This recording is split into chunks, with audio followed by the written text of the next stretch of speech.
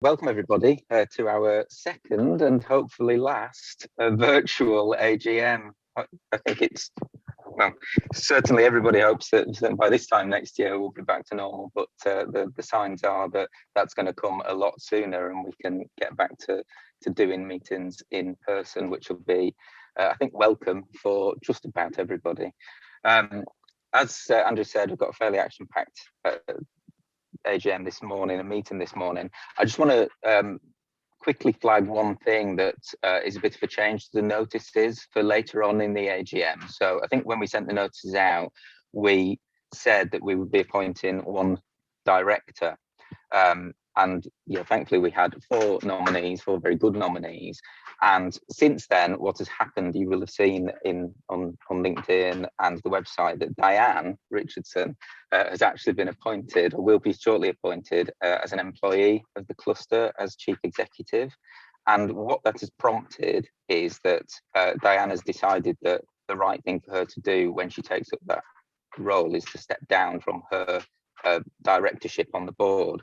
So what that means is that effectively there are two spots up for grabs, and what we've decided to do as a board, subject to any serious disagreement from anybody, is to recommend that the top two nominees, the nominees that received the highest number of votes, actually be appointed to the board. So I wanted to get that in now. We sent it out on an email earlier just to give everybody a chance to say, no, I don't think that's right, before we actually get on to the voting. If you have any objections, then just ping them in a private message to me on the chat, and I'll come back to you. But otherwise, really looking forward to today. Really looking forward to hearing what Sean has got to share with us in particular. And without further ado, I'm going to hand over to Sean Franklin, Director of Chamber Health and Wellbeing, and representing Walking with the Wounded.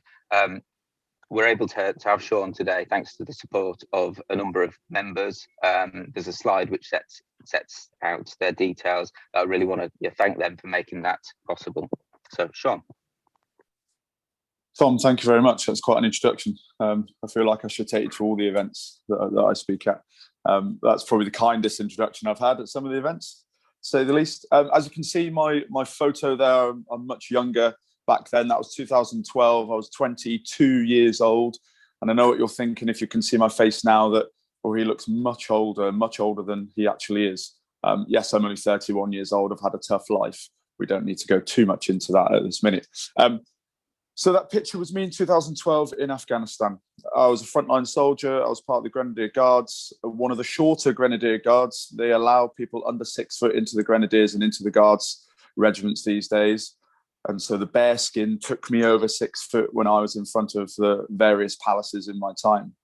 The reason I want to show this photo is to give you an understanding of where my talk may go today. Now, the story and my personal story and why I'm connected to Walking with the Wounded, the Soldiers Charity, is the framework for the message that I maybe want to deliver to you today. Now, I do have notes in front of me, so if you see me looking down, it is just me trying to gather my thoughts. However, I also may not use my notes. Every talk that I do, it changes, and it changes by the second. So if it seems a bit sporadic and like I'm chopping and changing it, because new ideas come in, and I'm using very much the emotional side of my brain as opposed to the more methodical, the reason I've written notes side of my brain. So just want to check, can everyone hear me okay before I carry on? Just give me the Zoom thumbs up or the wave, or as cringy as it may be, good. As long as some of you can hear me, that's okay. So as Tom's already said, I'm here on behalf of Walking with the Wounded. And the reason that maybe connects to yourself as well is I will be taking part in the Cumbrian Challenge in September. Now, if you don't know what the Cumbrian Challenge is, it's the flagship event for Walking with the Wounded. They raise a huge amount of funds for the charity, and there's 3 separate distances that you can do as part of this event. There's the shorter distance, that's the more social sort of aspect of it, and the fun distance. You've then got the tougher, nice bit of a challenge. It's going to really test you. And then you've got the final one, which is the 32 kilometers across the peaks. There's 13 peaks in total, and that's really going to put you under some stress. Now, for some reason, I've decided to do that with a team of 2 others, my business partner, who is also a veteran, and then so the newest sort of person into the business, who was originally a client of mine, and he's gone through a weight loss journey and lost 13 stone. And we're going to carry a rowing machine across the 32-kilometer route, and we're going to row 32 kilometers throughout the route as well. I don't know why. I think I said on a talk last year, I was on a walk wounded talk last year, and I just said that I'd do it, and I kind of regret it now. I'm not trained at all for it. Chamber Health and Wellbeing, we're a gym, and we are a mental health and wellbeing company.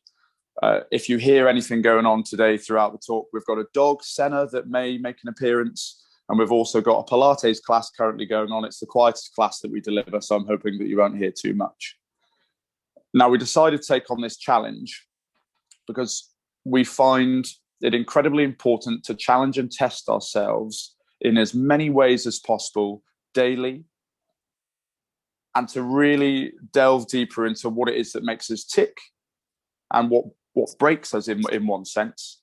Now, for what is a physical challenge will have huge mental implications and connections, and it will not only set an example for the people around us and the people that we work with, but it will test ourselves and our tolerance levels and help in the work that we do. And as I go into my story today, you'll get an idea of some of the obstacles and challenges that I've faced throughout my time and how I've managed to try and overcome them and how this reflects into business. Now, my story starts back in 2009. So the photo of me was in 2012. I was a seasoned soldier by that stage. I'd done a couple of tours and had quite a few experiences. But back in 2009 was my first experience away. It was my first time away from home. I'm the youngest of 2, and I don't know if my parents were quite prepared for their youngest to fly off to Afghanistan. Now, within the first couple of weeks, I thought it was all fun and games. We got into a couple of contacts with the Taliban, and it all seemed quite fun and fairly relaxed. Now, 2 weeks in, my world changed. One of my best friends was blown up. He lost all 4 limbs, and 4 other people in the same instant were injured, and they were life-changing injuries. At the same time, we were ambushed, and the Taliban almost seemed to be perfectly placed, as if they knew where to go, as if someone had told them where to be at the right time. Now, we managed to deflect the situation and remove ourselves from the situation, but sadly, one of my best friends did lose his life. We got him to the chopper. That'd been a hell of a line, wouldn't it? Get him to the chopper. So we got into the helicopter, and he was still alive. We'd done our job as best we could, and everyone on that day done the best that they could. Sadly, there was no saving him. And now that situation was completely life-changing for me, and it made it very real. As a 19-year-old turning 20, this became very real, and it changed my view on the world and how people can treat one another. Did I understand why? Did I understand anything about myself at that stage? No, I was very emotional and almost very arrogant and had quite a bit of an ego, as many people do need to have when in that job and in that position.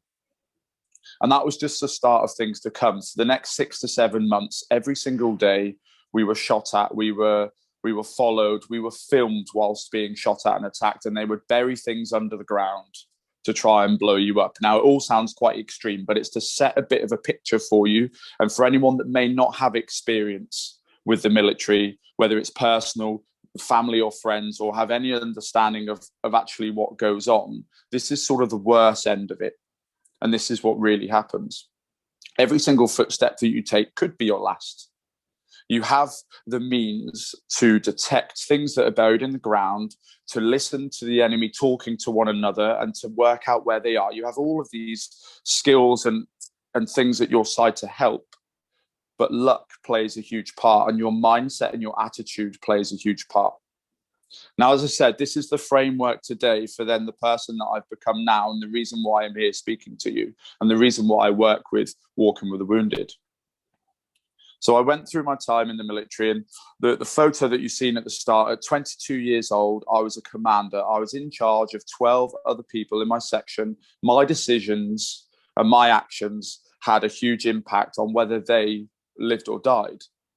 And now, again, that sounds extremely serious and quite hard-hitting, that my decisions would have a huge impact on whether they remain with us or whether they lose their life. And that's what it comes down to. And that's what the job is. And that's why many veterans and many soldiers are the way they are and maybe carry a certain stigma and a stereotype because of the job that they have once done.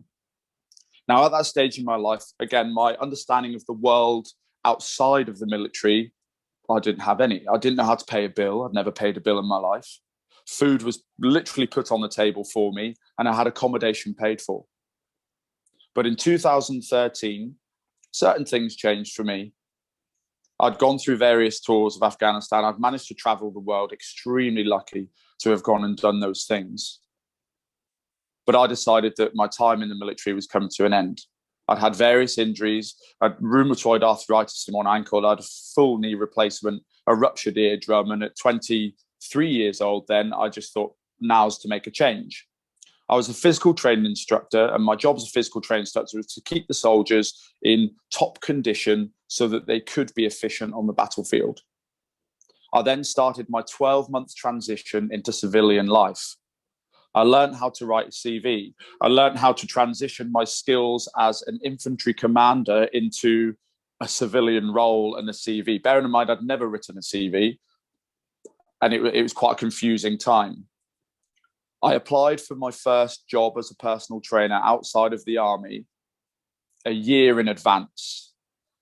And now what seems quite drastic, that you gave 12 months to go and apply for a job, but that's what I thought it took.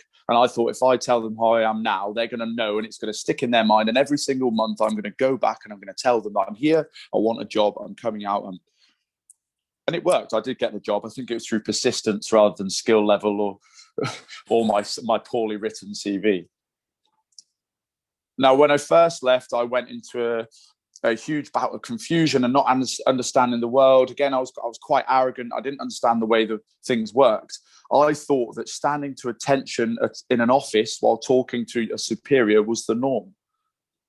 Sitting down on a Swiss ball in a team meeting and you're all just bobbing around was completely alien to me, and I didn't understand it. But I settled in. A few ex-military guys joined in as well, and it seemed to be the place for me. I started to really enjoy it, and actually my experiences and my attitude started to have a really positive effect on the people around me and the clients that I worked with. However, the personal trainer that I was in 2014 is very different to the coach that I am now. I hit an all-time high. I was voted the top personal trainer for this big corporate that I won't go into now in the UK. This was a complete high for me, and it just seemed like everything had fell into place. I had various friends that had left the military and didn't have the same experience. They'd gone through drastic life change. A lot of them had rejoined. And sadly, I'm now in a position in 2021 that I've had more friends complete suicide than I lost in the conflict while I was away. So you can see where some of the struggles start to take over and where some of these things are going to start to fall into my story. I'd hit an all-time high, then found out that we were having a baby. And I just thought, you know what, this was the right decision. This was a decision for me. I'm meeting different people. The great thing about being a PT is you meet people from all different walks of life. I was working with and training people at the top end of business, people that owned their own business, CEOs, people that were directors, all these different things that I knew nothing about. And still as a business owner now, I don't know too much about. I just wing it, to be honest. And it was just fantastic to learn their stories and just feed off them and take all of this sort of information and build it into this coach and this, not businessman, but this sort of entrepreneur that I wanted to be and wanted to create for myself, and this life I wanted to create. Sadly, in 2016, at the birth of my daughter, that's when it all changed. That is when post-traumatic stress disorder then showed itself and came into my life thick and fast, and my life very quickly went downhill. And now the reason that I want to use this to frame today and for you to get an understanding is it can be quite drastic, and some of the things can seem quite far-fetched. but this is a story, and this is what I've dealt with, and this is what my family and friends have lived through. And it relates to business because as a business owner sat in front of you now, and as someone that can articulate how he felt, that it shows that it has no face, and that at any stage, mental health can affect anyone and everyone. Mental health is having a bad night's sleep and snapping at your kids in the morning. Mental health is also enjoying time with your family that you've not seen for months and months because of lockdown after lockdown. That's also mental health. It's not all of the serious illnesses that we put with it. And we will talk about those today and why people maybe group those together as the most serious cases. I've told my story and I've felt sort of confrontation come my way. I was in a national newspaper and I got trolled. I kind of like that I got trolled now. At the time, it was a bit devastating.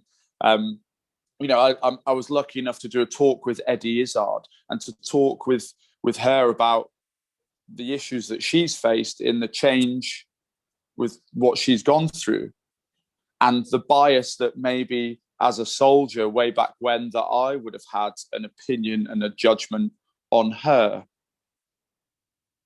Now, as I went through this stage and as things started to change, I was very confused and I didn't understand what was happening. I all of a sudden went from being this stereotypical soldier, this confident, outspoken, you know, beard and tattoos, just sort of alpha male, nothing's going to hit me. And then all of a sudden I felt very weak and vulnerable. I felt I couldn't trust anyone. I was arrogant, but to the sense that why don't people see me for me? Why can't people see the person that cries on his way to work in the car and then puts on the work face and helps clients all day try and change their life, but actually is a broken man? The man that would wake up 15 times a night to the sound of screaming children and couldn't figure out whether it was his own child crying in the nighttime or whether it was just inside his head. To the man that would go through psychotic episodes, think that he spots something outside of his window and is caught by neighbors in his underwear outside in the middle of the street, trying to find the device buried in the ground that they've buried for the patrol that he's taking that next morning. These huge psychotic episodes in public that were incredibly embarrassing, incredibly demoralizing, and really affect your relationship and things that happen around you. And again, someone that may look fairly normal, very tired, but fairly normal, and that you wouldn't expect to be going through these things, it just doesn't have a face. Now, as we go through this, I was very confused. I didn't know where I was. My partner was very confused and didn't know what to do. And this is where Walking with the Wounded then came in. I'd hit a stage in my life where we couldn't go for a walk. If we went for a walk, it became stressful for my partner because I planned it like a patrol. Junctions on roads were not junctions, they were vulnerable points. Choke points where a road comes into a bend was a vulnerable area. And we would have to take several different routes because I couldn't set patterns. We couldn't go to a park. I would stand outside a park, and this is where the aggression would come from, because I'd get angry at parents being normal. And it sounds ludicrous to say, but I would get so jealous of people just going to the park and playing on the swings, letting their children go down the slides. And in my head, I was like, how can they do that? Do they not know that their children's going to die? And it's extreme, and it takes hold of you and it controls you. But again, I was still going to work, and I was helping people change the small idiosyncrasies and things in their life that were affecting them, and doing it very well. And I was masking it very well. And you will all have experiences, extreme as my personal story may be, it's personal to me. You will all have personal stories, whether anyone else knows it or not. And you will all have experience of extremes, highs and lows. And the more that we can self-assess, and we will go through self-assessment today, and understand ourselves and the people around us and remove judgment, the better in business and in life that we become. And this is the journey that I've been on. Now, my partner rang through to another charity, Combat Stress, because that was the one that she'd seen an advert for on the telly. And I think Walking with the Wounded were in their infancy at that stage. And now she'd done that without my knowledge, and she was very scared and didn't want to tell me. Eventually, she plucked up the courage and said, look, here's a number. They want you to call them. And I think that was a huge light bulb moment for me, that I wasn't hiding it. This wasn't going away, and actually this was having a huge impact. I was the one that couldn't be a father, that couldn't be a partner, could be very good at my job, but that's the one controllable variable that I had. So I rang the charity, and that was probably the most upsetting thing I've ever had to do on the phone, and admit to someone else, because of the fear of judgment. And what is this person going to think about me? I'm not this person that they thought they were. I'm not confident. I'm just a shell of the person that I thought I once was. And all I wanted to do was be back in Afghanistan, back with my friends, back being shot at, because that was the safe space. And still now, that I'd love to be back there. I'd love to be the same person I am now, the different person that I was back then, but back in that situation. And how would I deal with it now? And it's a safe space because it's black and white and I know what I'm dealing with. Whereas in the civilian world, as a veteran, as a young veteran, because a lot of people assume veterans are the ones that talk about the world wars and they're elderly. And when people say, oh, you're a veteran. And again, there's this stereotype and stigma and bias, and you're constantly battling with it. And so all of these things were in my head. And so I talked to this woman, and I was called up to Derby to go and speak to a therapist, and they were going to triage me. There and then they wanted to send me away for 6 weeks. They thought, we'll send you away and this will be a massive help. I couldn't do that. I was the breadwinner. My partner wasn't working. I had no choice. I was in a competitive environment in the gym where if you missed 1 hour from your total hours a month as a target, could be the difference between paying your mortgage or not. So there's no way I could do that. And this is where Walking with the Wounded come in. Walking with the Wounded, within 10 days of referral, found me a therapist and had me sat in front of someone local to me, 10 minutes away from where I lived. And that's the key thing about what they do and the change that they make is mental health fluctuates. And if we can catch someone in that wave and catch them there, that's the difference between helping someone and going another 9 months and it becoming much worse and fatal. And so they caught me at the right time. Now, this was incredibly scary. But my first therapy session, and now again, therapy that's a bit of a buzzword, isn't it? And that fact sounds very serious. But it's the best thing I've ever done. I sat in front of this woman, and she's quite brutal, to be honest, at times, but she didn't pick me apart, and she didn't judge me, and her body, everything about her just felt right in that stage. And it made me realize, and she made me realize with a lot of education, it's definitely affected who I am now, that everyone has mental health. And like I said, from the stress of a bad night's sleep and snapping at your children to then being really happy, that is mental health. From debilitating illnesses to small stressors, it affects us physically.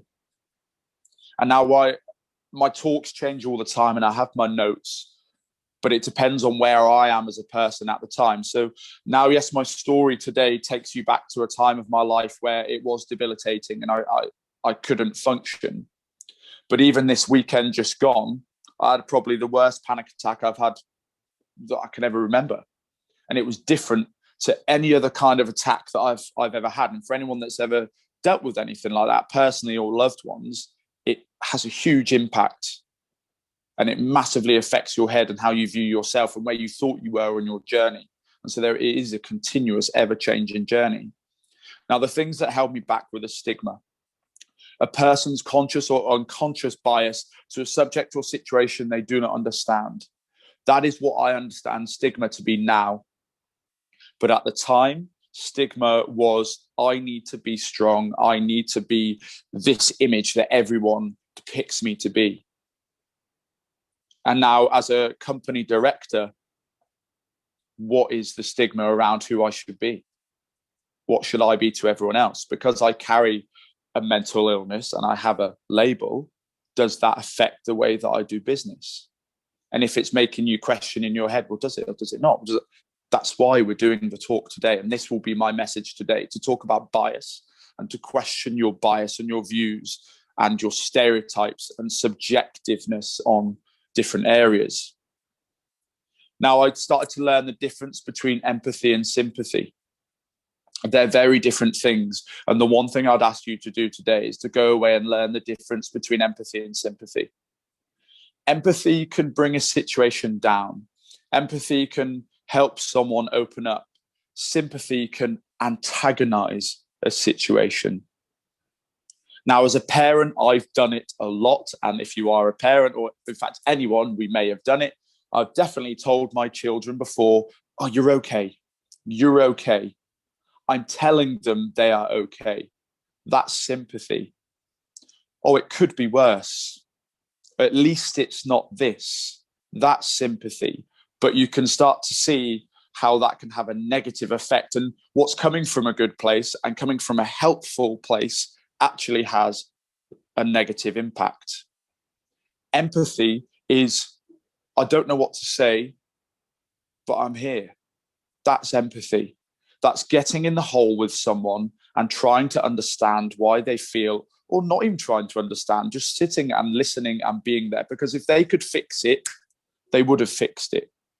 And we're in this fixing mentality. We want to fix people and be that reason that people suddenly feel better. But it's just not that simple. And sometimes taking a breath and taking a step back will help you analyze a situation in a different way. And this is something that I started to realize throughout my journey and throughout working with people. And it has drastically affected the way that I work with people. And it will for you if you think about it in a different way. As a cluster, you will meet different people and different businesses and different entities come into it, different cultures and backgrounds and experiences. Experiences that you may well never know, but your ability to try and understand and have a different view on the world will drastically improve your reach and the way that you work with people.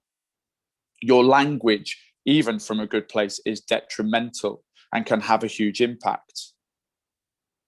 Your ability to listen and truly listen to someone, not listen to respond. How many times have you been in conversation with someone and you have the answer before they've even finished and you're trying to give them the answer? Listen to what they're trying to say. Now, bias. We are going to talk about bias today. And if you've got any questions, I can't see the chat right now. Technology is not my big thing. But I do want to try and go through questions at the end. It could be about anything. It could be about the gym. If you want to ask about the gym, if you want to ask about the business, the Cumbrian Challenge, mental health, or anything that we've talked about today or that is in your mind, I would rather we do it now. There's no stupid question. If it's a question, it's something that needs asking. And it's something that we will do our best as a group to answer. Now, bias. Bias is the underlying attitude and stereotype that people unconsciously attribute to another person or group that affect how they understand and engage with a person. Our bias will hold us back. Examples of bias. If I was to talk bias in mental health, if I just said to you, suicide, bipolar disorder, schizophrenia, self-harm, you will all have different views, experiences, and opinions on those serious subjects. And I'll put a scenario to you. You're running a job interview. You have 3 people sat in front of you. Let's just say they're all the same sex for now to save arguments. So we're not trying to figure out who's who. They all look exactly the same. They're all dressed the same. They're dressed to impress. They're here in front of you. Already dressed to impress is a bias, isn't it? If someone dressed really well, do we assume that they are better at what they do? This is a bias that I still follow, by the way. I will still judge people on the way that they dress. Some things are instilled from early life, and unless we address them and challenge ourselves, it's not going to change. So these 3 people are sat in front of us for a job interview. You've got 3 cover letters. One cover letter, they've been very honest and they've told you that they are diagnosed bipolar disorder. How do you respond when you read that? Now, I asked my dad the same question. He's owned a business for 25, 30 years. He retired last week. He retired last Friday, and on Saturday had his first job interview. I mean, the man just can't take a rest. I asked him the same question, and very honestly, he answered, and he would push that bipolar disorder to the side because he doesn't understand it. Now, is that a bad thing? From his view on the world and his frame of reference and understanding, no, it was subconscious. But all of a sudden, his bias is now conscious, and it's in his mind, and it's asking the question. The more that we can ask the questions of ourselves, and why do I not agree with that? I'm walking down the street and I've got someone with their hood up, a teenager with their hood up walking towards me. I'm making a judgment straight away. I'm stereotyping. Yes, some of these stereotypes and bias are based on previous facts and situations that have happened. But again, I have made the call right now that is threat, that is danger. Why? It's a question. Ask myself. Other things, societal bias. If we get a bit cringy when we say these, why do we get cringy? So culture, BLM last year, everything that was going on with BLM. Why would BLM make you feel a bit uncomfortable to talk about? Where is there a bias? Where is there a misunderstanding? COVID, the amount of arguments that people have had on different opinions on this, and now it's the vaccine, and people have different opinions on vaccines and why, and sexuality, dress code, gender, disability, place of birth. Where I'm from, a little town called Corby, God forbid if any of you have heard of it, but it has such a bad name. Even in the local, so I'm from Northamptonshire, it's such a bad name for itself. Why? When people hear I'm from there, why? I was judged growing up. I was very good at cricket. Sorry, being quite modest. I was very good at cricket and rugby. I hid the clubs that I played for and didn't wear their kit when going for trials so that I had a chance. And even when I got in and they found out where I was from, you could see almost the disappointment. Why? Now, you will have already encountered bias hundreds, thousands of times. But how you respond when they become conscious is key in that change.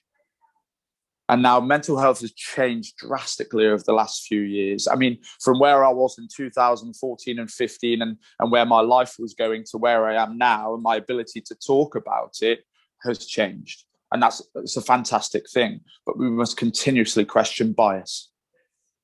I worked with a company recently that had 2 offices, and they had the sort of the general manager's office in the middle. One office was all female, one office was all male. It wasn't till I asked the question as to why was the layout the way it was that actually a few heads turned, and they went, and they just started to think, and it's asking those questions. And again, it might not mean anything, but you do have to ask the question. Now, I apologize if you hear the incredibly loud voices of the people in the background. That is the gym users, and Rich, the guy that I talked about that's come into the business earlier, he has one tone, so that's it. So we're going through this story.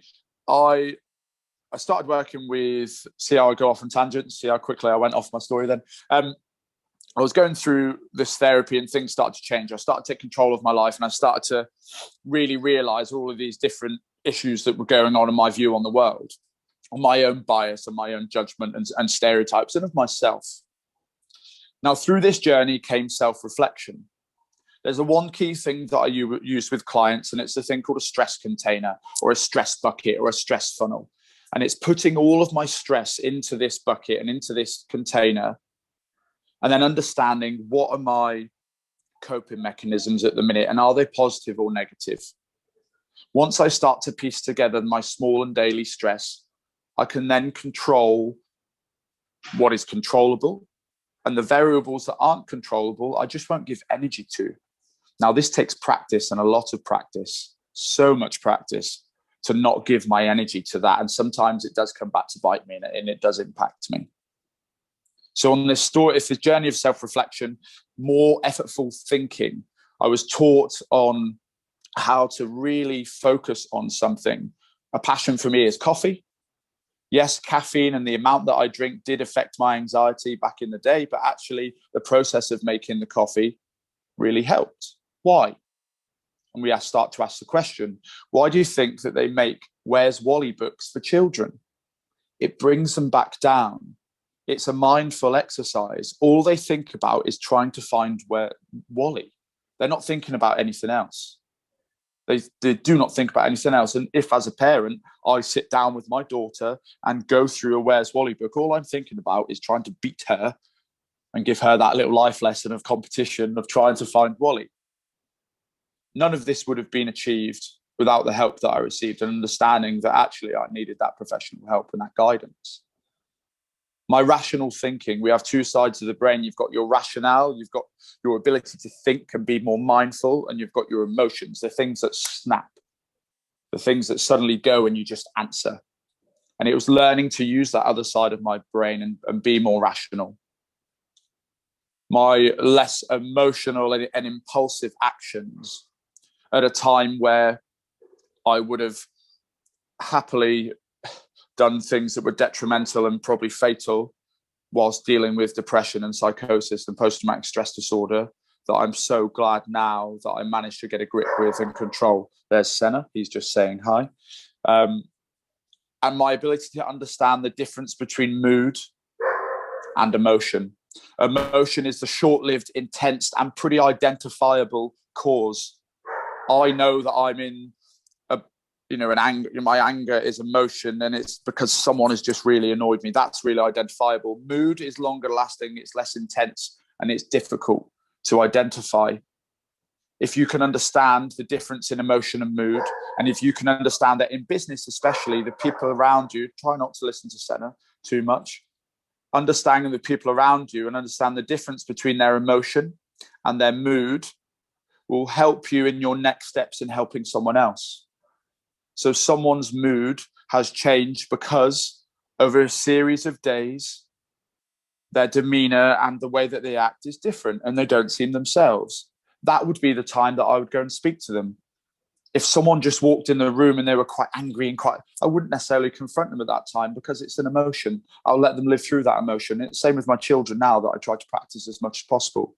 Let them feel the emotion. That will soon drop. If that continues, it's a mood. And actually, that's where I step in. And it's understanding that and recognizing when to act. Now, this isn't all doom and gloom. In 2019, I had the birth of my son. And a month later, after the birth of my son, I took my daughter to the park for the first time. Now, throughout the therapy and my work with Walking with Wounded, I never thought this was possible. And that's how therapy works. All of a sudden, something changed. And the big change for me that I recognize was I'd finally got into the park. I still wasn't playing. But as I got into the park, I said, well, if something happened, but I'm there, or I could be there, or I could do that. And that was the huge mindset shift, that it is possible and there is always a way to go forward. People's opinions of me don't have to be my reality.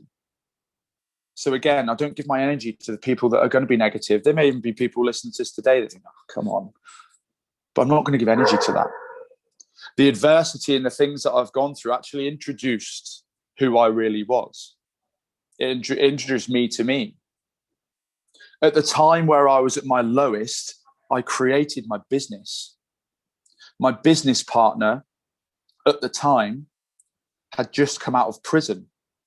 Now, I won't go into the reasons why he was sent to prison. Don't need to go to that. That's his story. Great story, by the way. But that was his adverse moment, and that was his test. We then created this business, and we originally started working with young and ex-offenders and trying to give our knowledge and experiences and really talk to them and delve into their skills and not judge them. And it was at this stage that we realized that if you don't push judgment first and stereotype and bias, you can actually find the person that's in front of you and find their skill set and push them into the direction and make them realize their self-worth. I realized that risk equals opportunity. Risk doesn't equal danger. Danger will always be there. There will always be something to bring you down. People that can't imagine themselves doing what you're doing will tell you that it's not possible. At the start of 2019, personal trainers that we were working with at this big corporate said that we couldn't do what we were about to go and do. We opened a gym a tiny, tiny gym in a barn ourselves. I managed to get the funds together and open this gym, and we just ran with it. It was next door to a pub. We had great social events, and it just hit the ground running. But we had to go silent because we were under threat of legal action. Now, the legal action from this corporate alone would have ruined the business. So already we were faced with adversity. Now, we harnessed the fear of this and we just ran with it. And then by the start of 2020, we were going to expand the business. We were going to grow the business. We were going to go for it. Go, oh, let's go big time now. Let's really put everything we've got into it. We've not got the money to do it, but you know what? We'll just go for it. And then obviously what happened in 2020? The first few days from being shut, being told that your business is shut, and that is it. We were not online. We were offline. I'd never used Zoom. I didn't know what Zoom was. I'd only recorded a couple of sessions for clients because they needed a video to know how to do it. That's the most I'd ever done. We don't use social media as much, and we still don't now to a certain extent because we don't understand it. I don't understand algorithms and what to do.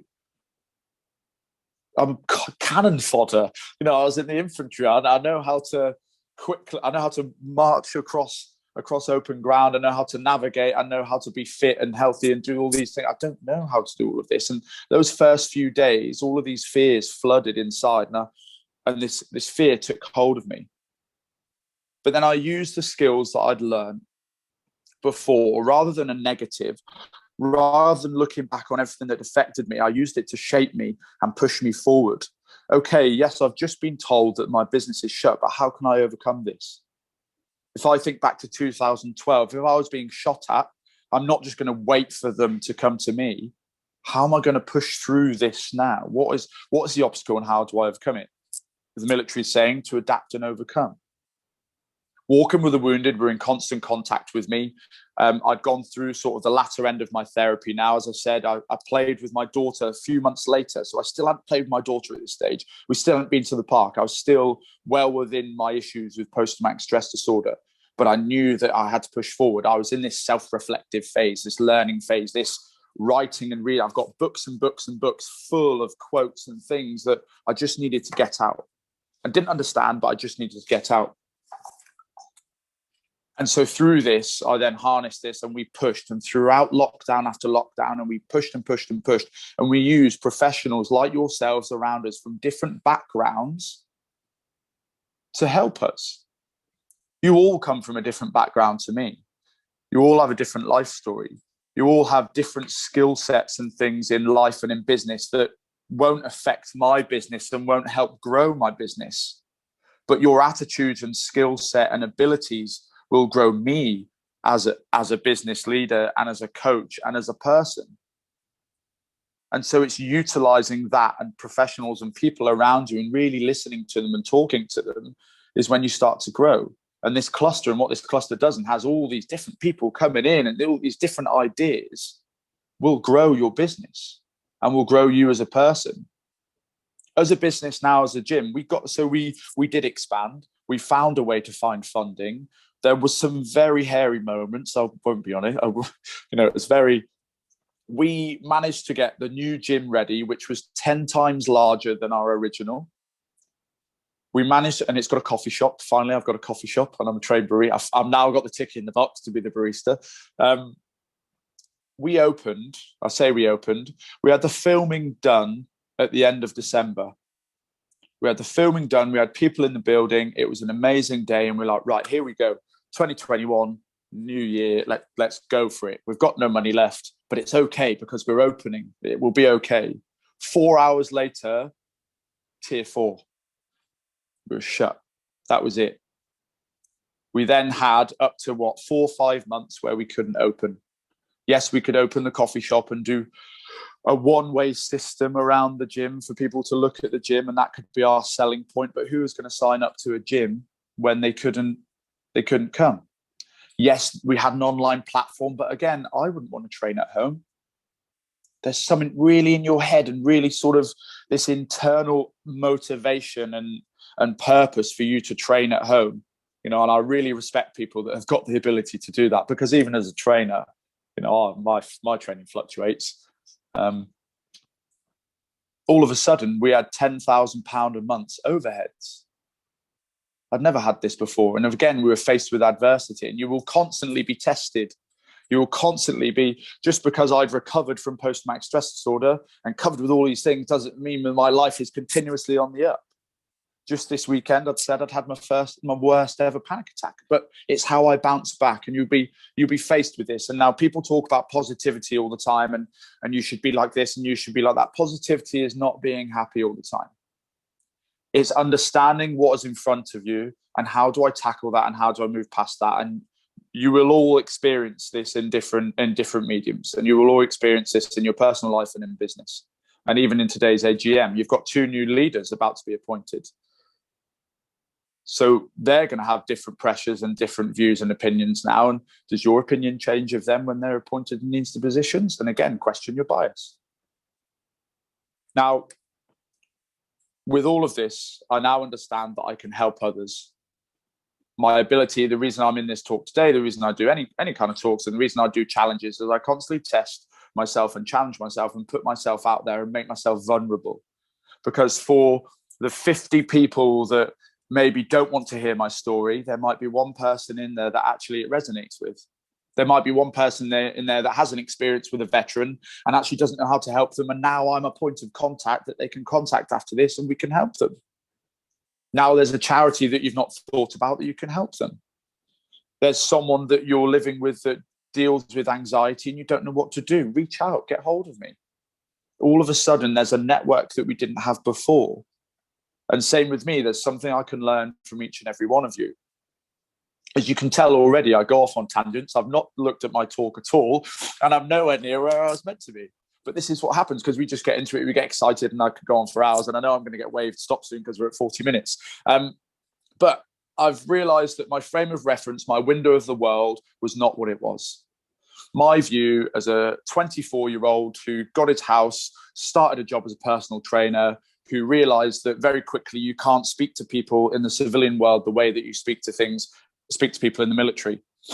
That when someone joins the job, you welcome them with open arms. You can't just get drunk with them and make them do certain challenges, and that's the way that they come into the business. That's not a done thing.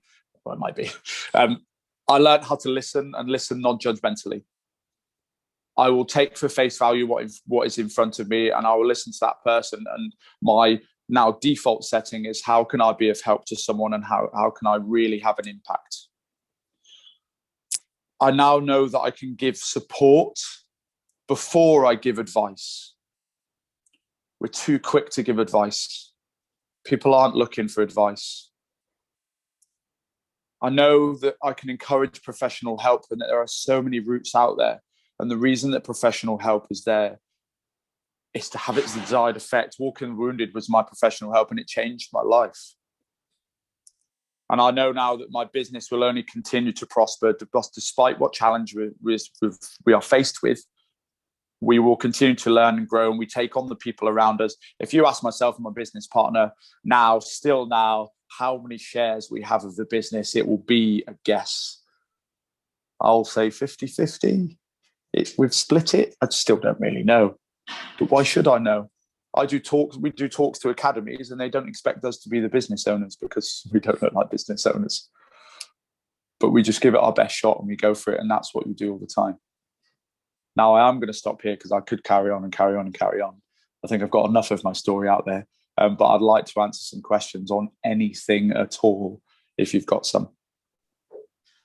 Thank you, Sean. What a powerful and really frank, honest, and very well delivered as well story. And just looking down the chat, there's lots of people adding some valuable input there. I'm sure there's a lot of people that resonates with to a greater or lesser extent. I certainly see myself in some of those things. I don't even begin to start and think about some of the experiences that you've been through and how that compares to mine, because it doesn't. But I can absolutely see there's a lot of people that have found that really valuable.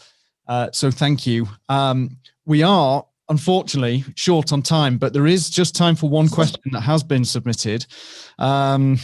And that was Kerry Doy. Kerry, I don't know if you want to just open your mic and put that to Sean.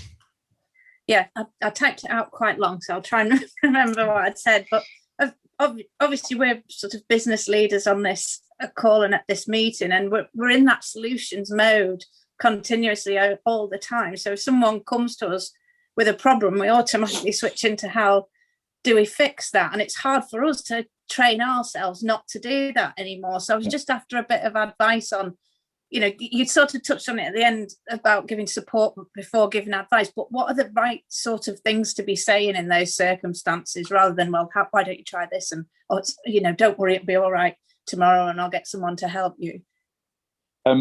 So one of the key things is not to make promises. As again, we're this fixing culture, we really want to help someone.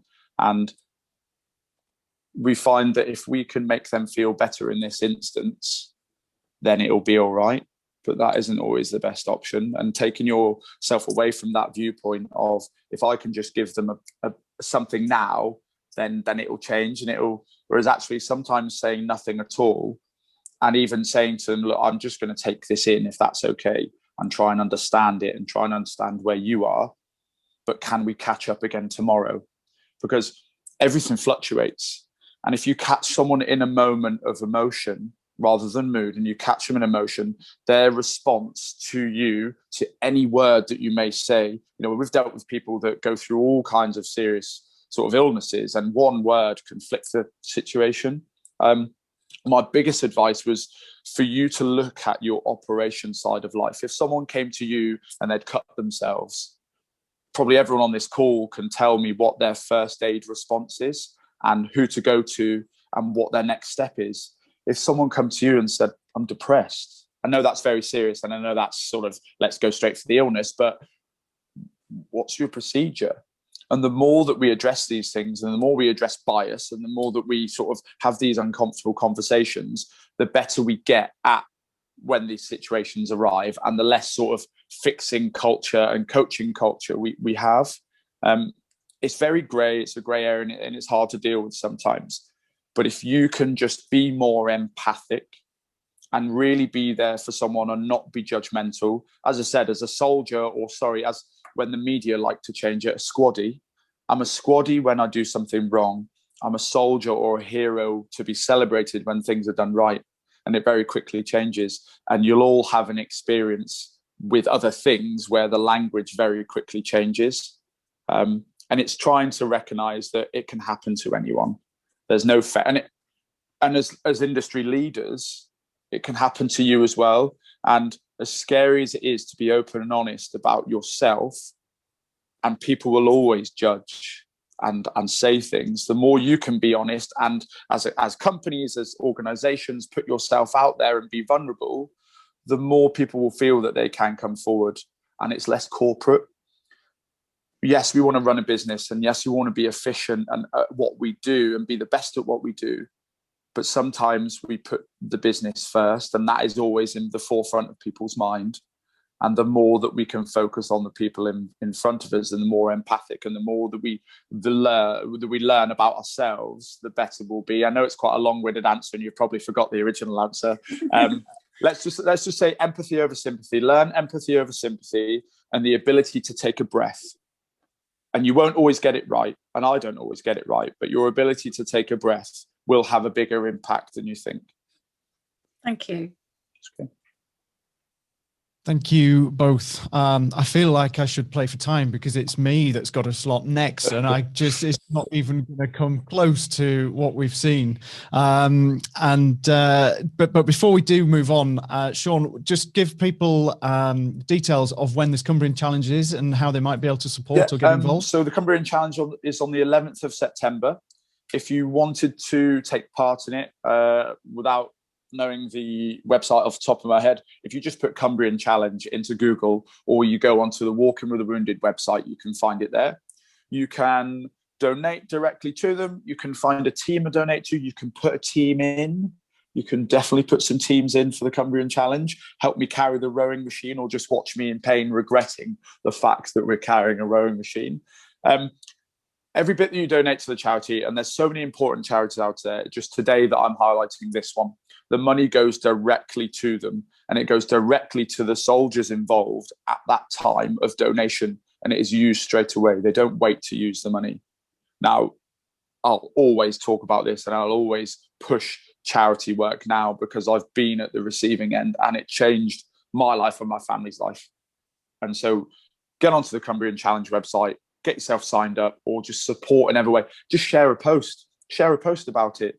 You know, if there's a bit about this talk that gets shared today, share that, whatever it is, just get it out there, and that'll be a huge help.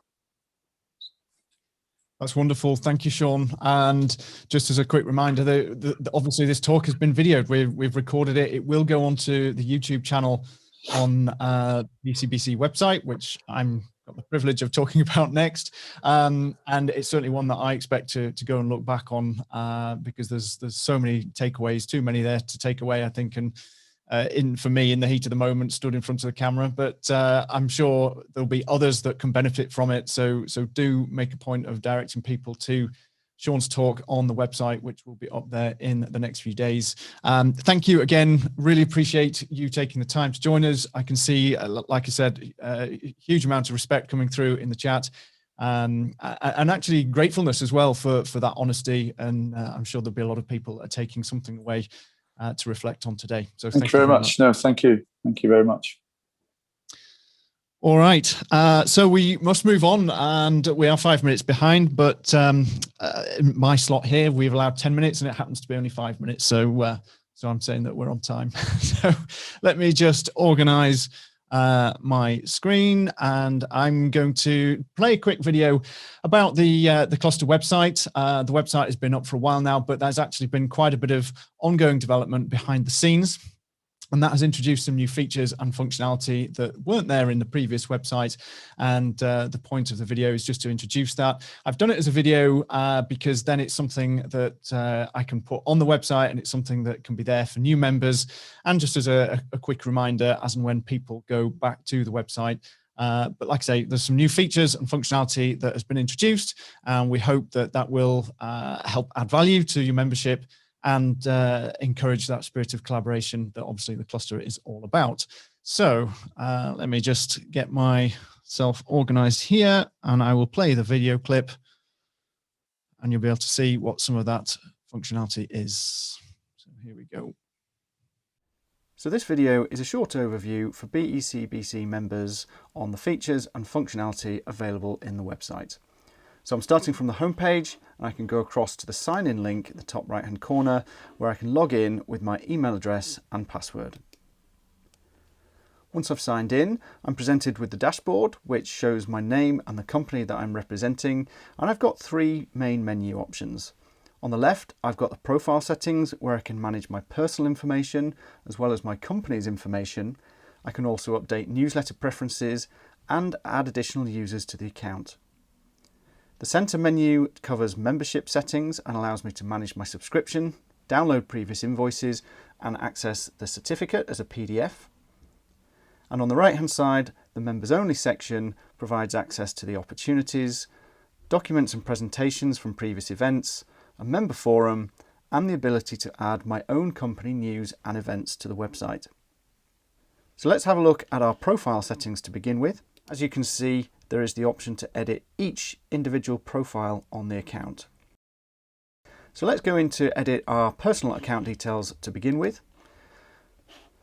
And you can see that we've got the option to add your name, photo, your email address, job title, telephone number, and a short bio, and your LinkedIn and Twitter profiles. Obviously, I can make changes to that, click update, and that will be saved. For your company profile, there are a few more options available, such as the sector group in which you work and the skill area in which your team can provide services. There are also a number of key points, as well as a description, and crucially, a series of keywords that you can add that will come up in keyword searches rather than just company name searches. So for example, if you offer a service that perhaps isn't directly related to your company name, we'd highly recommend adding a series of keywords that people might use to find your company. You can always return to the account dashboard by going to your account tab in the top right hand corner. It's possible to update your newsletter preferences within your profile settings as well. There are a number of newsletter options that the cluster will send out from time to time. So the main member newsletter covers the widest variety of topics and subjects that might be relevant to you as members. Then there are more specific sector groups that allow you to tailor your preferences and the emails that you receive from the cluster. A new feature on the website is the ability to manage users. Obviously, a membership covers a company, but there may be multiple users that wish to have access to the forum, view opportunities, and find documents and presentations from past events. So you can now add multiple users to your online account, giving access to users in different departments as appropriate. Membership subscriptions are now being managed through the website with the option to pay by card on an annual subscription. If you paid by card for your previous subscription, you'll now be able to find and manage your subscription within the account area. You can also access historical invoices from the account section, and these can be downloaded as a PDF file. The final option in the membership settings is the ability to download a certificate as a PDF file that you can print out yourself. The member-only features include a number of options, including tender opportunities, documents and presentations, the new member forum, and the ability to add company news and events to the site. The opportunities provides a list of nationally published tenders along with their published date, the response deadline, and the option to go into details to view the specific information about what is required. The document library on the site is a new feature that allows you to search the history of all the events and presentations where documents and presentations might have been uploaded. So you'll see a list. There is also a search facility, so I can just type in a keyword and that will limit the number of results. And obviously I can go in to view that document as a PDF in most cases, but it might also be a PowerPoint slide or a Word document or spreadsheet. The member forum is a new feature, and it's an opportunity for you to post messages, notes, requests, all sorts of information that you can look to find from within the membership of the cluster. So whether you're looking for collaboration opportunities, posting job vacancies, or even personal requests that you wish to look for within the membership, the forum is an ideal opportunity to make the most of your membership and help to build the spirit of collaboration across the cluster. To avoid you having to visit the forum on a daily basis, there's an automated email which will provide you with a digest update from time to time as and when there's been activity. The final option for members only is the ability to add company news and events to the website. So if you have events, webinars, press releases, then you have the option of adding these to the BECBC website to support their wider promotion.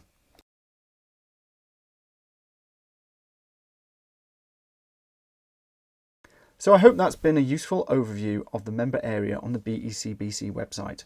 We welcome your feedback, which can be sent from the link in the top of the website, and we look forward to making this a really active community from which we can support collaboration, new opportunities, and sharing of information across the membership.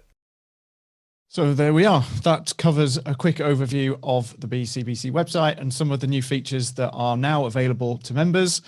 I'm sorry, it doesn't really follow particularly well based on what we've heard this morning, but it was a suitable time at the AGM to share that information, and you'll be able to access that on the website by going through to the login page from the homepage, which, as you saw, the tab was in the top right-hand corner.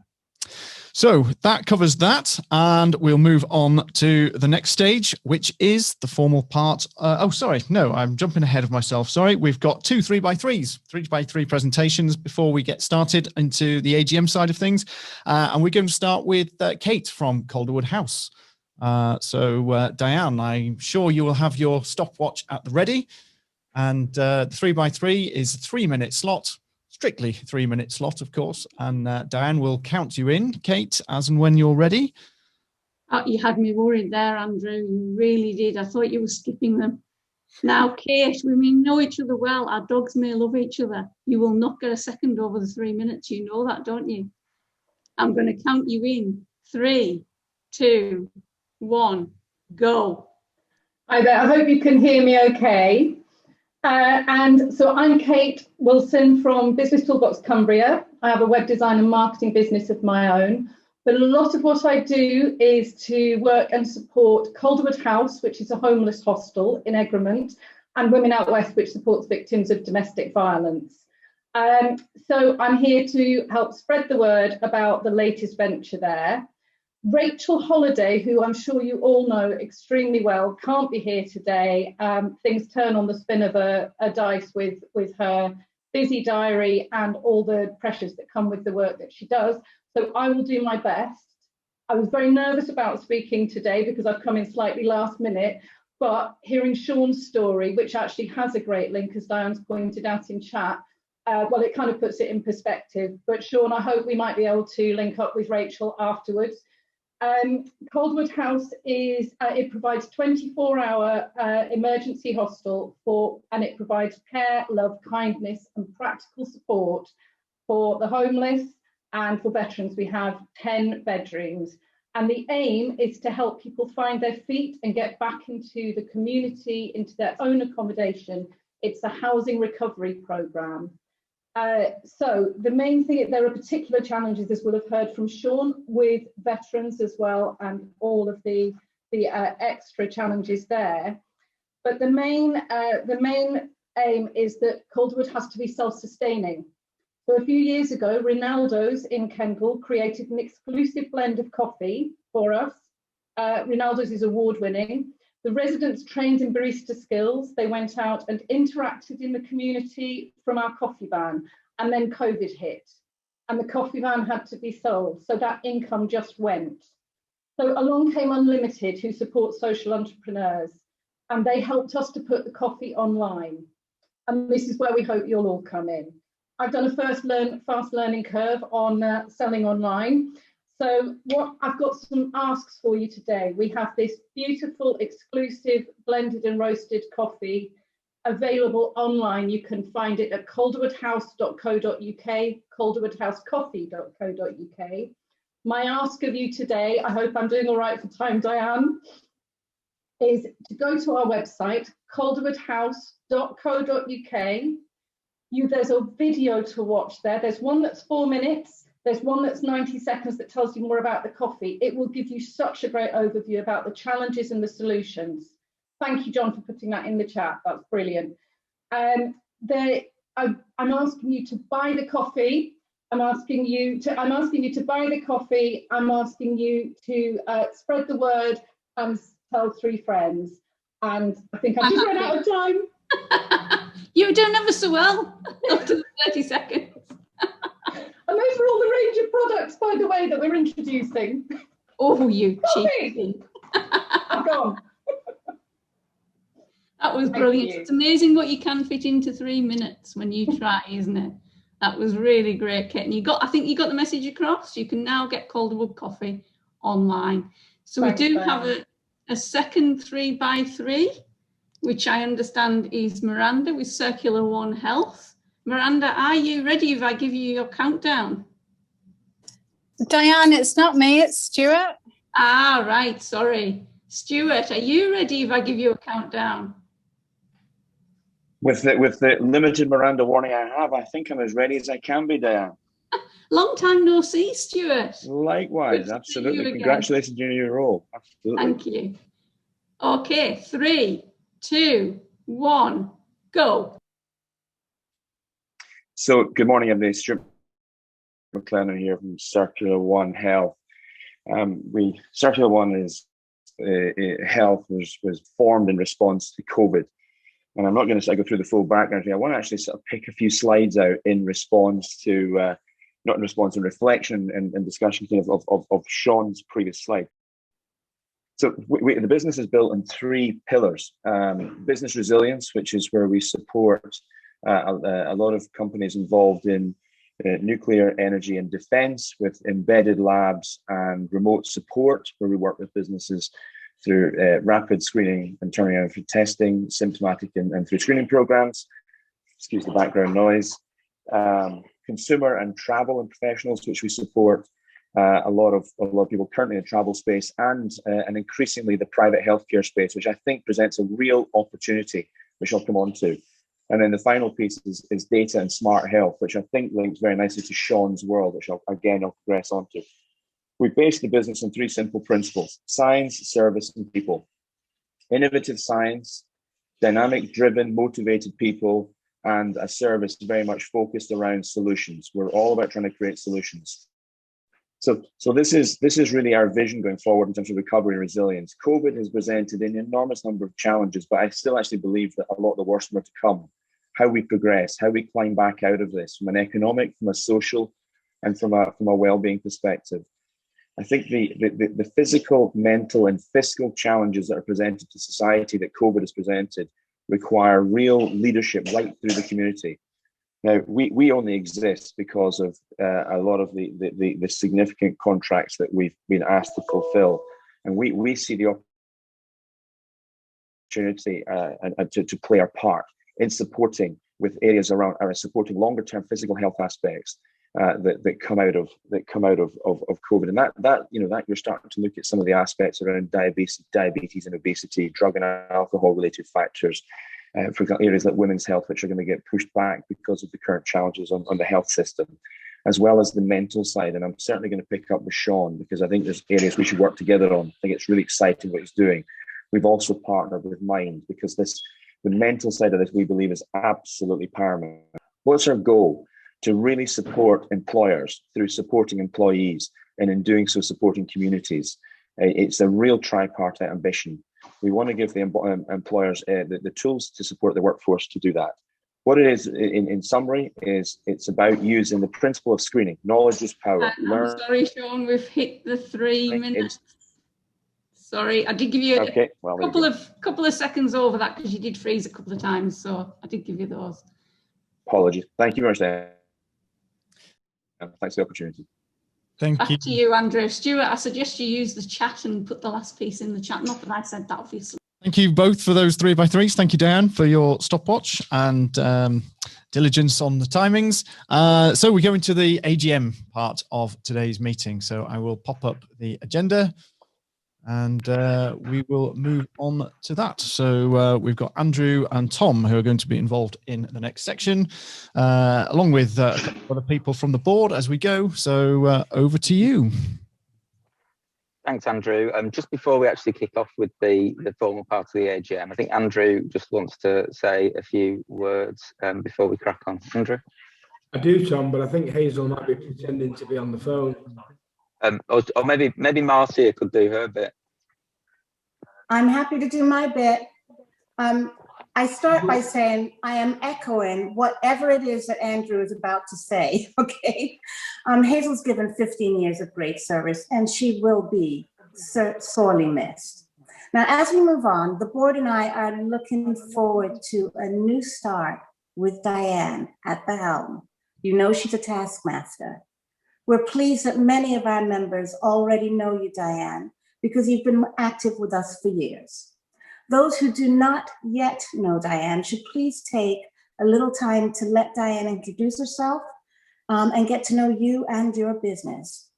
Now, some of that will start in our upcoming blended virtual and/or in-person nuclear group meeting in July at Energous.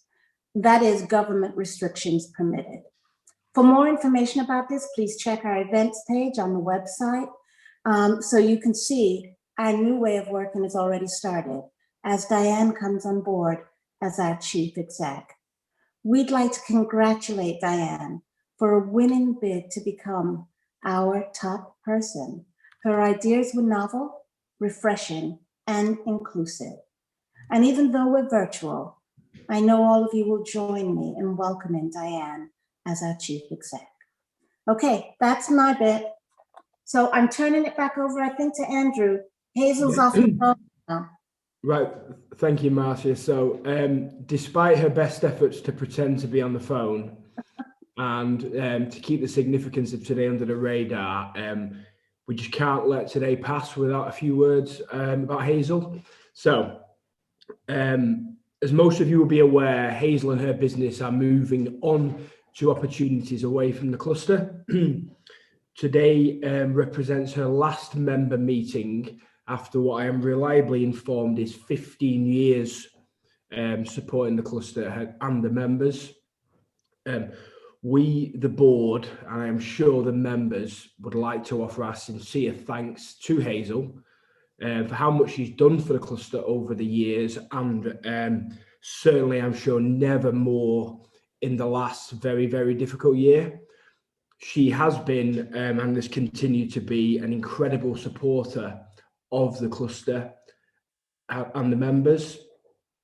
Her tireless efforts, both behind the scenes and over the last year in events like today in front of the camera, have just been incredible. So I'm sure she won't thank me to dwell too much, but thank you, Hazel, for everything you've done, and very good luck for the future.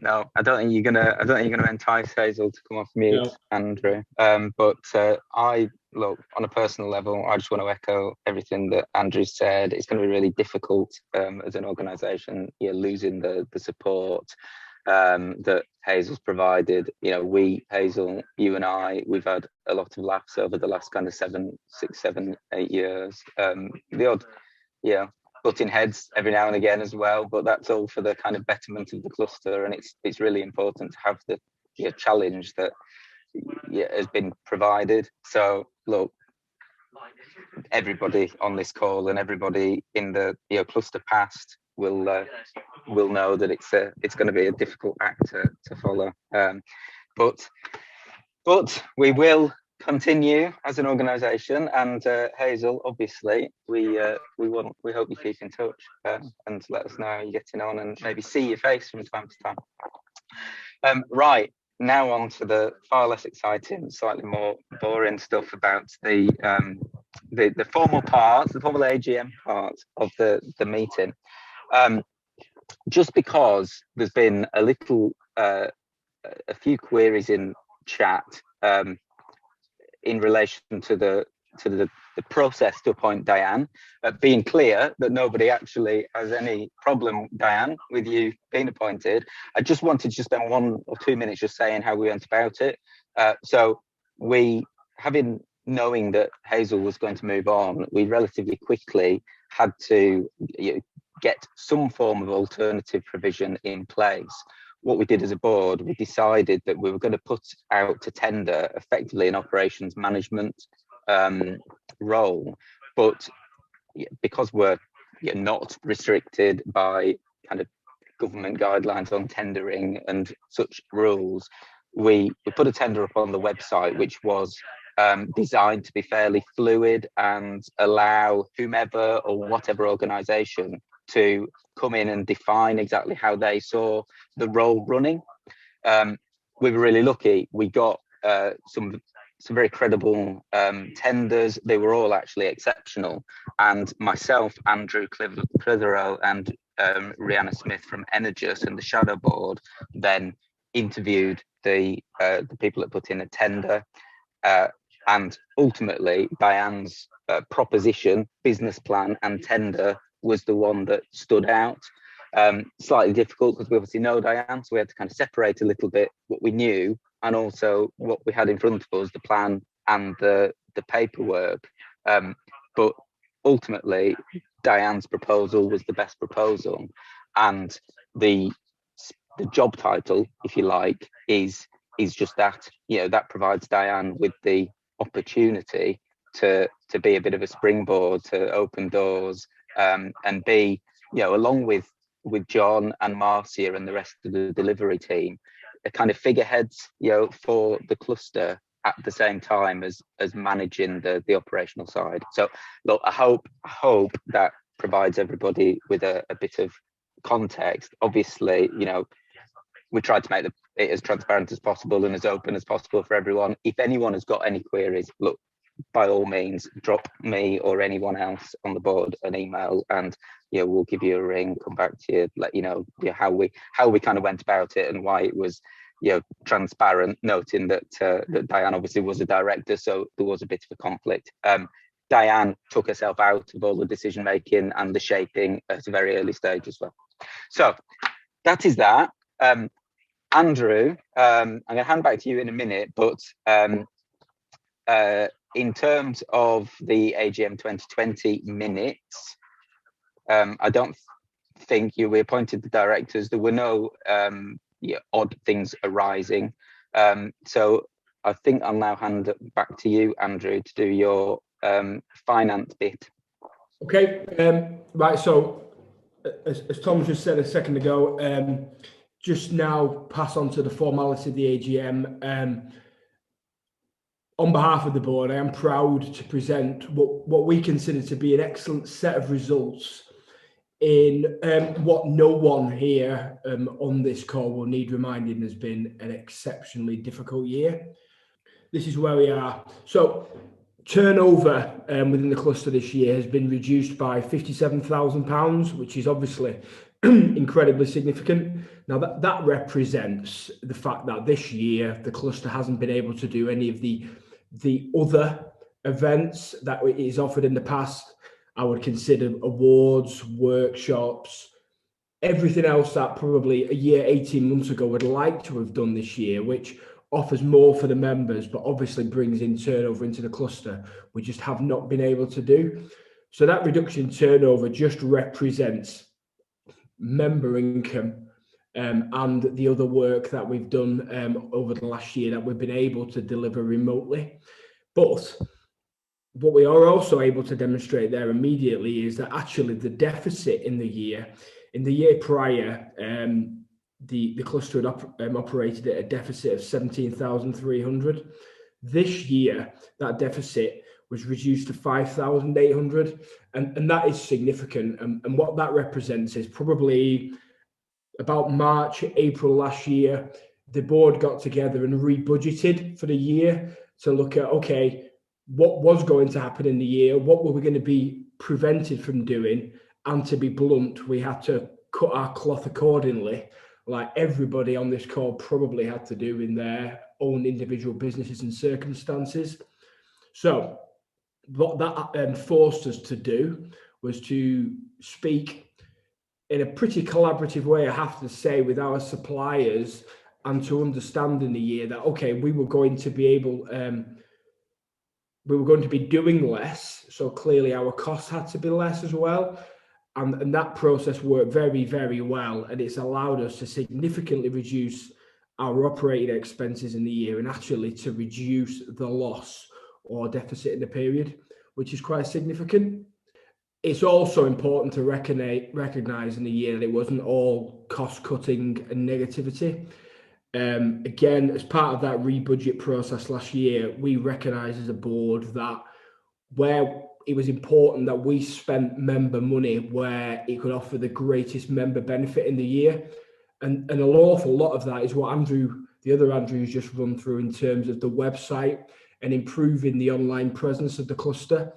To be blunt, that was the right place to spend member money last year.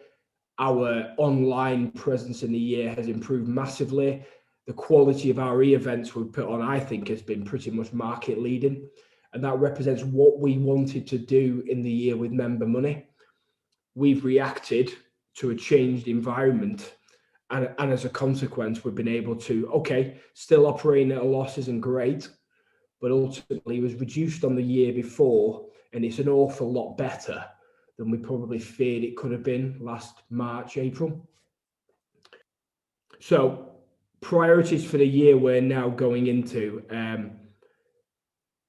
everybody talks about blended events and blended approach for the year ahead, but we do hope that the budget we're now entering into will represent the cluster and its membership emerging from COVID. So that was going to be a mix of online and physical events. And the cluster is, as a result, targeting to operate a surplus this year. So we want to get back to generating money for the members. So when we emerge from COVID, we have the opportunity to put on events, awards, and all the things the normality we want to return to. The reality of that is it will, certainly for the first half of this year, we're still going to be have restricted income opportunities.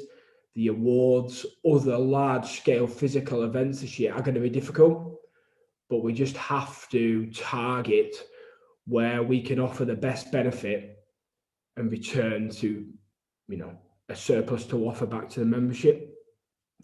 The budget this year will also include the change in executive management. We spoke a few minutes ago about Hazel leaving, Diane coming in. That's all built into this year's budget. And overwhelmingly, the target is to continue as much value as possible in what continue to be, in reality, pretty challenging circumstances. Both in, difficulty for our members means reduced member numbers. Potentially, it also restricts our opportunity for these other income streams that we've enjoyed in the past. That makes a difference. And now there's just the formality we have to say at the end of these AGM minutes.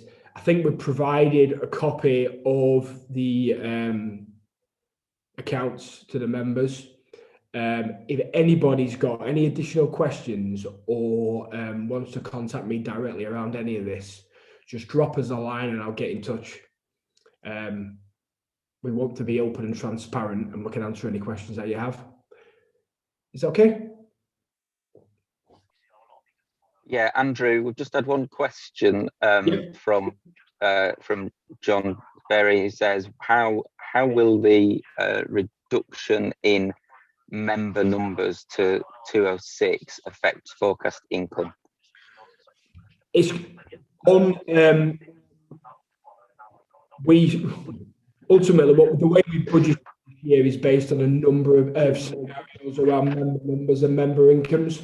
We haven't forecasted a like for like on previous years in terms of member numbers. It's going to be quite difficult this year. So the answer, to be blunt, is it will make a difference, but we've considered that difference and we've worked a number of scenarios in terms of our budget planning around member numbers, membership income, and other factors such as that. So we don't want reduced member numbers, but we have considered what that would mean for the cluster, and we're confident, we'll continue to survive and thrive. Thanks, Andrew. I think it's just worthwhile making a note that Diane's just put in chat, which is that figure is effectively paid members to this point in time. So the membership number has always been a slightly movable feast because there's inevitably been lags in or delays in getting payments from members. So people will have been classed as members, but they might not quite yet have processed payments, and we might be chasing them for payment. Whereas in light of COVID and straitened times, we've kind of been maybe a little bit more brutal to say, well, people need to pay to be members and attend the meetings. I echo what Diane says as well. I think we will inevitably have lost some members whilst they review their businesses and see what they're waiting for real meetings to come back. I'm confident about that. So I would hope, like Diane does, that we will get members returning, hopefully, once the kind of normality returns a little bit. So I think... Just to butt in, Tom, John's got a question about how the online payment system works. It has been successful and it has worked well. We recognise that we've been on the back foot this year in terms of membership because we changed the process internally as well as recognise the wider world was challenged there. So we were probably 6 weeks behind where we'd usually be in terms of member income. But we're confident that it's not anything significant. It's just any change in process always just slows it down slightly. But we recognise that was going to happen. And Lee, who is up for nomination as a director, has also asked a difficult question. So Lee, if you manage to succeed with that, you'll be answering the questions next year as a result of asking difficult questions this year. What's the plan to increase numbers? Diane, I'm going to throw this to you in a minute, but I just want to say, just on that last point, that in terms of the kind of cash flow, comparing like for like with the same period last year, what the website payment has done is it's meant that at the same point in the financial year, we're actually at the same, roughly give or take, we're at the same paid number financially of paid members. So having the payment mechanism on the website has meant we get money in quicker from the people, from those from members. Diane, what are your plans? Come on. Yeah, thanks for that, Tom. We're going to have to get used to this. Difficult questions, and you bat them over to me. Yeah, grand.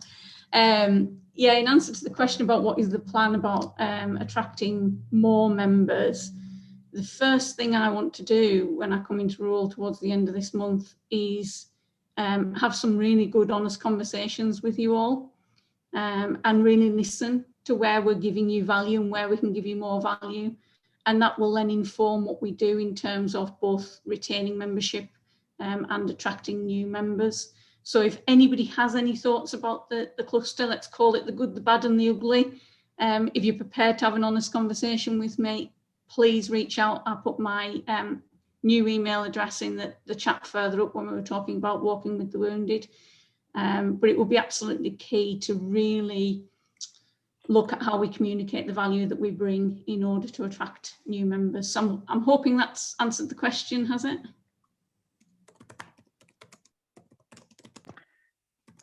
It's also worth saying, look, increased membership has always been a bit exponential in the cluster. You know, we've done for a long time, you know, with the meetings that we had, it's always provided value, and membership has been exponential. The hit has come from COVID, and I think quite a number of probably SME members just taking stock of their businesses and and seeing what happens over the next few months. So look, I keep saying this, I'm confident that they'll return, certainly a lot of them.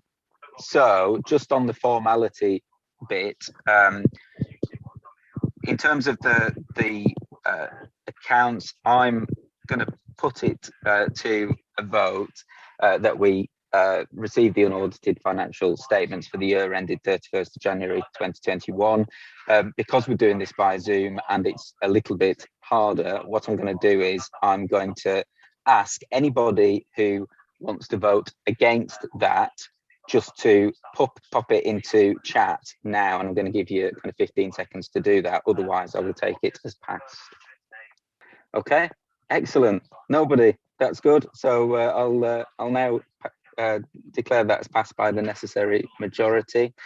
And then the other vote was to approve directors. I said at the outset that what we're planning to do in light of Diane stepping down is actually appoint 2 directors from the 4. I've had some discussions in chat about that. Limited, I have to say. I think it's possibly a little bit lose, but it feels like the right thing to do when we've got 4 people putting themselves forwards and suddenly another slot available. It feels like that's better than appointing 1, deferring a decision, sorting it out later, and having to speak to the 3, maybe some others. It just feels neater. So in the absence of significant pushback, what I'm going to do is announce the 2 nominees that have got the highest votes. But just before that, I just want to say thank you to all of them. So Lee Greers from Responsive, David McCall from Morgan Sindall, Lee Nicklin from Steel Dynamics, and Gary Shuttleworth also from Morgan Sindall. Look, it's not easy to put yourself forward in what can sometimes be a bit of feel like a bit of a popularity contest, but really appreciate you taking the time to throw your hat in the ring. You commit to putting in writing how you see you can take the cluster forwards. But the votes have been counted and verified, and the 2 with the highest number of votes are Gary Shuttleworth and Lee Greers. So on that basis, I'd like to propose on behalf of the board that Lee and Gary are appointed as directors to the cluster. And again, put it in a private message if you want. I'm just going to give 15 seconds for any votes against that. Excellent. Awkward silence. Sorry, Lee. Everyone said they don't want you to be a director, so you can't do it. No, nothing. So I'm going to declare that is passed by the necessary majority, and that Lee and Gary are appointed as directors. So congratulations to both of you. Look forward look forward to working with you, and yeah, onwards and upwards, as they say. So that concludes the formal bits and the formal votes, such as they are in this kind of very weird online environment. And now I think Ivan has logged on and he's going to give his chairman's statement. Ivan. Good afternoon, everybody. Hope everybody's okay. Look, I won't take a major amount of time to do this because Tom's the guy and others, Andrew, etc., that have been running the meeting this morning. Sorry that I wasn't able to join earlier. I'm actually in North Wales, so it's great to get out and about, and I hope that many people, as things have been changing recently, have been able to take some time, both with work and personally, to get out as well. Look, this is down for 20 minutes. It really won't take that long because you don't need me to be going on for that period of time. But I just wanted to make a quick reflection looking back and a quick reflection looking forward. And this is very much about Team BECBC, which is those of us involved with the management and running, and everybody who's a member and who contributes. I think John Berry said it very well recently when he talked about BECBC as a bucket sort of organisation where people put in, people take out, and that sort of virtuous circle there. I think very much, we've seen that through this really bumpy time, 15 months or so, maybe a bit more now, that we've been living through this pandemic, and really shouldn't underestimate, what that has done to people, both in their sort of career and business life, but also in the personal life as well.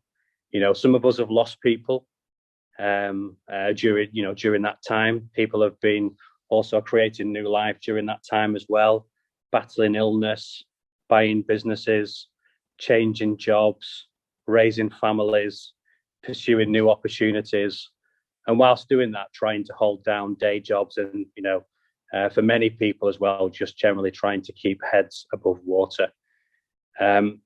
What I've seen whilst all that has been going on within BECBC, both as a team and individually, is really strong ethics and hard graft. People looking to prioritise the relationship with BECBC to try and fill that bucket, but also showing agility and professionalism as well. Sort of as a reflection within the BECBC team, have we got everything right during that time? Probably not. Have we made some mistakes through that bumpy ride? We've got to be honest with ourselves and say yes. But I think, I personally believe this, that actually together we did a heck of a lot more right, and have learned a lot as BECBC during that process. Just taking, for example, doing this, being able to run meetings online is something that we'd never done before. So a huge credit to Hazel and Andrew, others that have helped us actually make that a possibility. So a big thank you. I think one thing that we have to think about is, change is something now. It's a bit cliche, but it's one of those few things that we can all rely on in life. And I think for a while as a region and as an organisation in BECBC, we've been a little bit immune to that sort of dynamic change that we see in other areas. And in part, that's due to the fact that we've got such an important and huge economic anchor in the area. But actually, I think the learning from the pandemic has showed us that actually change is coming, more and more of that change. And actually, we need to be ready for that. Both us, in the management of BECBC, and you guys as members as well. So I'm really looking forward to that. We're looking forward to what we can do together as we start to open those doors. I think it's, with real sadness that we say goodbye to Hazel, who's done some massive things for us over the years. And I know that's shared by many, if not all of you members out there. And at the same time, we really welcome Diane in the shape of her new role, and welcome the new board members that have joined us today in the shape of Gary and Lee. And a big thank you from me to others that have put themselves forward. Also, a big thank you to Sean, who's been with us now for a number of years, volunteering herself as a board director. Thank you for that time, Sean, that you've actually put in. So, moving forward,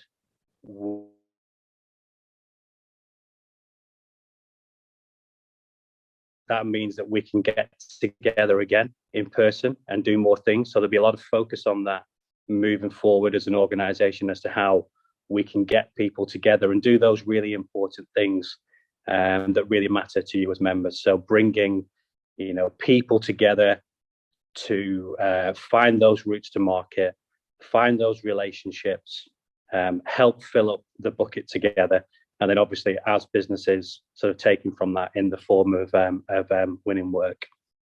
So I didn't want to say any more than that, other than to thank people for your continued investment and support in this organisation. I think it's a really important organisation, one that can continue and will continue to do great things within Cumbria and beyond.